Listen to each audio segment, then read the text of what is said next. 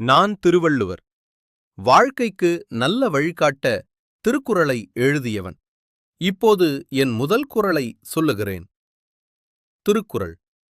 அகர முதல எழுத்தெல்லாம் ஆதிபகவன் முதற்றே உலகு. ஆம், இந்த திருக்குறளுக்கு ஏற்ற ஒரு சிறிய கதையும் இருக்கிறது. அடர்ந்த பெரிய காட்டில் எல்லா விலங்குகளும் சந்தோஷமாக வாழ்ந்து கொண்டிருந்தன. அந்த காட்டில் சின்னு என்ற குட்டி முயல் இருந்தது. அது மிகவும் ஆர்வமாக இருக்கும். ஆனால் ஒரு விஷயம் மட்டும் அதற்கு பிடிக்காது. யாரிடமும் கற்றுக்கொள்வது. எனக்கு எல்லாமே தெரியும் என்று அது எப்போதும் பெருமையாக பேசும். ஒருநாள் காட்டிலுள்ள விலங்குகளுக்கு பள்ளி ஆரம்பித்தது. வயதான ஆந்தை ஆசிரியராக வந்தது. எல்லா குட்டி விலங்குகளும் மகிழ்ச்சியாக பள்ளிக்கு சென்றன. ஆனால் சின்ன முயல் மட்டும், நான் ஏன் பள்ளிக்கு போக வேண்டும்? நான் தனியாக எல்லாம் கற்றுக்கொள்வேன் என்று சொன்னது. அடுத்த நாள் குட்டி குரங்கு மரத்தில் ஏற கற்றுக்கொண்டது.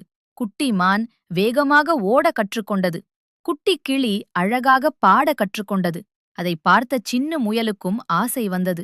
அது பெரிய மரத்தின் மேல் ஏற முயன்றது. ஆனால் தவறி கீழே விழுந்தது. அப்போது ஆந்தை மெதுவாக வந்து சொன்னது, சின்னு, எல்லாவற்றுக்கும் ஒரு தொடக்கம் இருக்கும். இல்லாமல் எழுத்து இல்லை. அப்படியே கற்றல் இல்லாமல் வளர்ச்சி இல்லை. பிறகு ஆந்தை திருக்குறளை சொன்னது. அகர முதல எழுத்தெல்லாம் ஆதி பகவன் முதற்றே உலகு. எப்படி எல்லா எழுத்துகளுக்கும் முதல் எழுத்தோ, அதுபோல் வாழ்க்கையிலும் முதல் படி முக்கியம் என்று அது விளக்கியது.